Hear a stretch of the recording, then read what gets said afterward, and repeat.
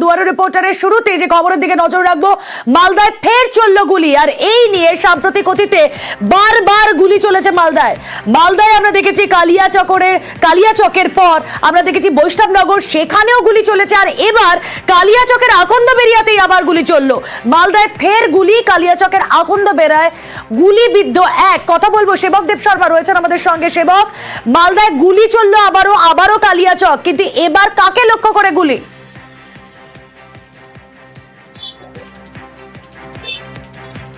দেখো, কিছুক্ষণ আগের ঘটনা যে তথ্য আমরা পাচ্ছি স্থানীয় সূত্রে, মালদহের কালিয়াচক থানার আকন্দবেড়িয়া পঞ্চায়েতের রামনগর এলাকা, সেখানে গুলির ঘটনা কিছুক্ষণ আগে ঘটেছে।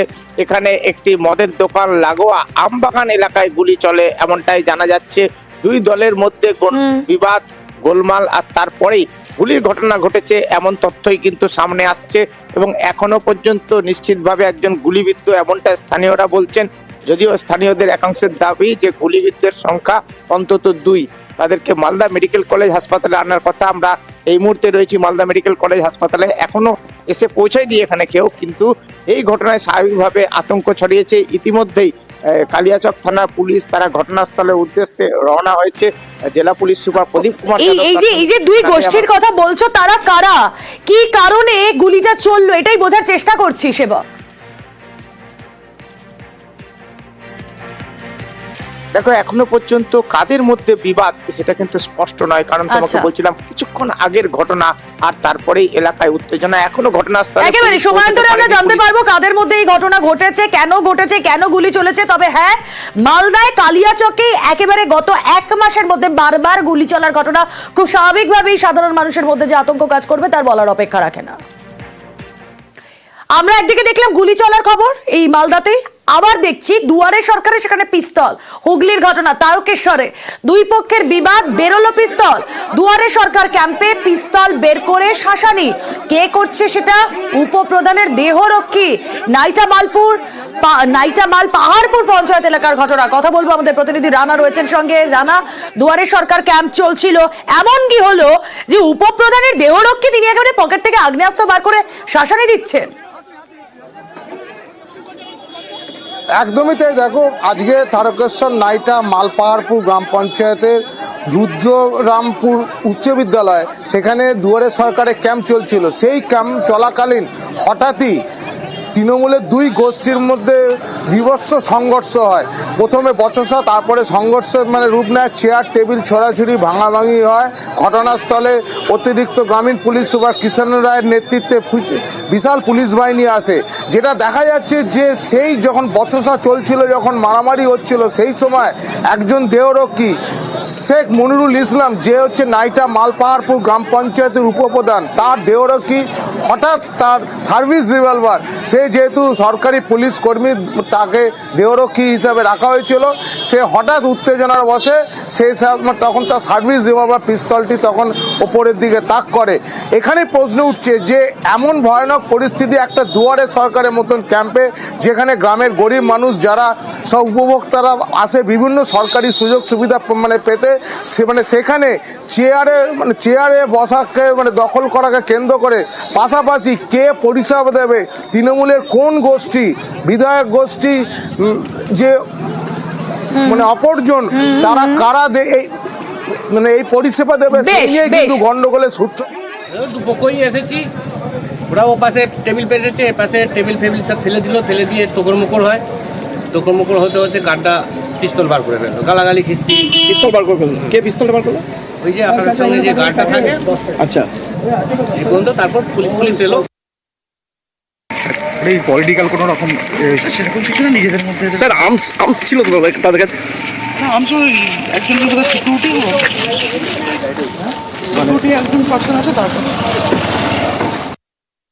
হঠাৎ করে কিছু বিজেপির ছেলেগুলো আসে, তারা এসে ওখানে বসতে দেবে না আমাদের, একটা বিশৃঙ্খলা করার চেষ্টা করেছিল। আমাকে ধাক্কাধাক্কি করতে যায়, আমার সিকিউরিটিকে ধাক্কা দেয়। তখনও সিকিউরিটি নিজের আর্মস বাঁচাবার জন্য, যে তার আর্মসটা না ছিনতাই হয়ে যায়, তখন সে আর্মসটাকে হাতে বের করে রেখেছে। যদি সে বিজেপির সেই লিডার যদি বিধায়কের গোষ্ঠীর লোক হয়, তাহলে বিধায়কের গোষ্ঠী, আমার জানা নেই, সেটা বিধায়ক ভালো বলতে পারবেন। একসঙ্গে 2-3টে জিপিতে দুয়ারে সরকার হচ্ছে, তাই পঞ্চায়েতে ফ্রি সার্ভিস দেয় এইরকম ব্যক্তিরা বসে মানুষকে ফর্ম ফিল আপ করে দেবার জন্য।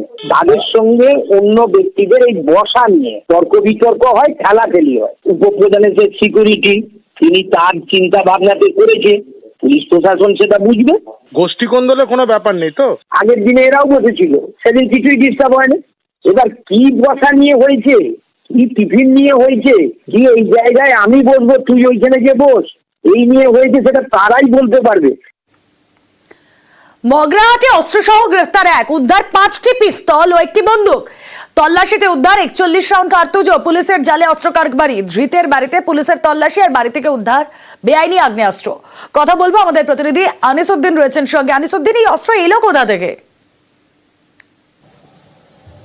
একেবারে দেখো, এই প্রশ্নটাই কিন্তু উঠছে, যেটা তোমাকে জানিয়ে রাখবো যে মগরাহাট থানার যে রঙ্গনবেড়িয়া এলাকা রয়েছে সেখান থেকেই এক অভিযুক্তকে গ্রেপ্তার করে মগরাহাট থানা পুলিশ। পুলিশের পক্ষ থেকে জানানো হয়, গোপন সূত্রে তারা খবর পায় যে এলাকার এক ব্যক্তির কাছে আগ্নেয়াস্ত্র রয়েছে এবং এরপরেই ডায়মন্ড হারবার পুলিশ জেলার অতিরিক্ত পুলিশ সুপার জোনাল মিথুন কুমার দের নির্দেশেই একেবারেই একটি স্পেশাল টিম তৈরি হয়। ওসি মগরাহাট, সিআই মগরাহাট এবং এসডিপিও ডায়মন্ড হারবারের নেতৃত্বে অভিযান চালানো হয় এবং সেখানেই যে মগরাহাট থানার রঙ্গনবেড়িয়া এলাকা রয়েছে সেখান থেকেই অভিযুক্ত আব্দুল্লাহ লস্করকে আগ্নেয়াস্ত্র সহ গ্রেপ্তার করা হয়। পরবর্তী সময়ে তাকে নিয়ে তার যে গ্রামের বাড়ি রয়েছে কালাপাহাড় চক গ্রাম, সেখান থেকেই মোট 5টি একেবারে দেশি পিস্তল এবং একটি পাইপ গান সহ 41টি কার্তুজ উদ্ধার করা হয়েছে এবং ধৃতকে পুলিশ হেফাজতে নিয়ে জিজ্ঞাসাবাদ চালাচ্ছে। এবং এ নিয়েই আজ অতিরিক্ত পুলিশ সুপার জোনাল মিথুন দে তিনি সাংবাদিক সম্মেলন করে জানান যে এত পরিমাণে যে আগ্নেয়াস্ত্র উদ্ধার হয়েছে সেই বিষয়টি কিন্তু তিনি সামনে আনেন এবং এই যে ধৃত অর্থাৎ অভিযুক্ত ব্যক্তি এর আগেও অতীতে এর অপরাধমূলক কাজের সঙ্গে জড়িত ছিল এমনটাও কিন্তু পুলিশের পক্ষ থেকে জানানো হয়েছে। তবে এত পরিমাণের আগ্নেয়াস্ত্র কোথা থেকে আসছিল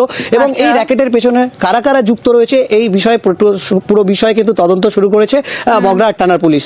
বেশ, আমরা বিশ্বস্ত সূত্রে কিছু ইন্টেলিজেন্স মারফত খবর পেয়েছিলাম যে একটা arms assignment will pass through Magrahat AOR, যেটা এসডিপিও ডায়মন্ড হারবার পুরোটা মনিটর করে, সিআই মগরাহাট মনিটর করে। সেখানে আমাদের একটা এই যে রিকভারি, একটা পাইপ গান, 5টা মতো আমাদের ওয়ান শটার এবং 41 রাউন্ড গুলি সিজ করতে সক্ষম হয়েছি। এবং আব্দুল্লাহ লস্কর যে এর আগেও আর্মস কেসে অ্যারেস্টেড হয়েছিল এবং আলিপুর জেলেতে প্রায় 6 বছর জেলবন্দিও ছিল, তাকে আমরা অ্যারেস্ট করতে সক্ষম হয়েছি। এই র্যাকেটে আর কার কি ইনভলভমেন্ট আছে, রুটটা কি আছে, সব everything will be duly explored. জেলবন্দির থেকে টাকা দাবি, টাকা না দিলে অত্যাচারের অভিযোগ, চাঞ্চল্যকর দাবি দমদম জেলের বন্দির। আবাস জালিয়াতিতে বন্দি সরকারি কর্মী সঞ্জয় বসু, সঞ্জয়কে ফোন করিয়ে 25,000 টাকা চাইতে চাপ, টাকা চেয়ে জেল থেকে আইনজীবীকে ফোন সঞ্জয়। কথা বলবো আমাদের প্রতিনিধি অনিরুদ্ধ রয়েছেন সঙ্গে। অনিরুদ্ধ, জেলের মধ্যে তোলাবাজির সিস্টেম চলছে কি করে?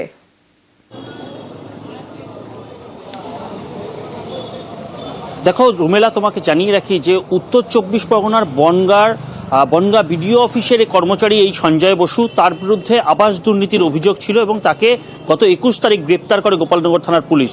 বনগা মহকুমা আদালত থেকে তাকে দমদম সেন্ট্রাল জেলে পাঠানো হয় 24 তারিখ এবং গত 27 তারিখে তার আইনজীবীর কাছে একটি ফোন আসে। সেই ফোনে সঞ্জয় দাবি করে যে 25,000 টাকা চাইছে জেলের থেকে কেউ বা কারা, তারা তাকে এই ফোন করার জন্য চাপ দিয়েছিল এবং সেই চাপের জন্যই যদি সঞ্জয় 25,000 টাকা না চায় তাহলে তাকে জেলের মধ্যে মানসিক এবং শারীরিকভাবে অত্যাচার করা হবে, তেমনই জানিয়েছিল সঞ্জয় এবং সেই জন্যই এই আইনজীবীর কাছে 25,000 টাকা তিনি চেয়েছিলেন। এই অভিযোগ পাওয়ার পরেই সেই লয়ার অর্থাৎ দীপঞ্জয় দত্ত বনগা মহকুমা আদালতের লয়ার, তিনি কোর্টের কাছে বনগা মহকুমা আদালতের কাছে আবার অ্যাপিল করে। সেই অ্যাপিলের ভিত্তিতে মহকুমা আদালতের বিচারক তাকে নির্দেশ দেয় যে সাইবার ক্রাইম থানায় একটি অভিযোগ দায়ের করতে এবং বনগা পুলিশ ডিস্ট্রিক্টের যিনি এসপি আছেন তার কাছে তিনি রিপোর্ট তলব করেছে যে জেলের মধ্যে থেকে কি করে একজন বন্দী ফোন করছেন এবং তাকে অত্যাচার করা হবে যদি টাকা না দেওয়া হয়। তেমনই একটা দুর্দান্ত অভিযোগ তোলা হয়েছে, যে অভিযোগের ভিত্তিতে বিচারক তাকে নির্দেশ দিয়েছিল বনগা সাইবার ক্রাইম থানাতে অভিযোগ করবার জন্য। সেই মতোই আজকে দীপাঞ্জয় দত্ত সাইবার ক্রাইম থানায় অভিযোগ করেন এবং তিনি বলেন যে জেল থেকে এরকমভাবে ফোন ব্যবহার যেখানে করা যায় না সেখান থেকে ফোনে তার কাছে টাকা চাওয়া হচ্ছে, কে বা কারা এরকম ফোনে টাকা চাওয়ার জন্য চাপ দিচ্ছে সঞ্জয়কে, সে বিষয়ে কিন্তু তদারকি করবার জন্য তিনি আবেদন জানিয়েছেন এবং ব্যবস্থা নেওয়ার জন্য আবেদন জানিয়েছেন। রুমেলা, 21/1/2025 তারিখে গোপালনগর থানায় একটা মামলা হয়, সেই মামলার একজন অ্যাকিউজ প্রথমে পুলিশ কাস্টডিতে ছিলেন, পরবর্তীতে জুডিশিয়াল কাস্টডিতে বনগাঁ সাব কারেকশনাল হোমে ছিলেন। যেহেতু তিনি অসুস্থ দীর্ঘদিন ধরে, সাব কারেকশনাল হোমের থেকে তাকে দিয়ে একটি নাম্বার থেকে বারংবার ফোন করা হচ্ছে এবং ফোন করে বলা হচ্ছে যে তাকে সঠিকভাবে খেতে দেওয়া হচ্ছে না, তাকে হুমকি দেওয়া হচ্ছে, ভয় দেখানো হচ্ছে। আমার ফোন আসে, পরিষ্কার বলা হয় যে 25,000 টাকা তাকে পাঠাতে হবে। আমি সমস্ত ঘটনা লার্নের এসিজিএম বনগাঁর কাছে এফিডেভিট আকারে জমা করি এবং এসপি বনগাঁ পিডিকে ডিরেকশন দেন ইমিডিয়েট রিপোর্ট দেওয়ার জন্য।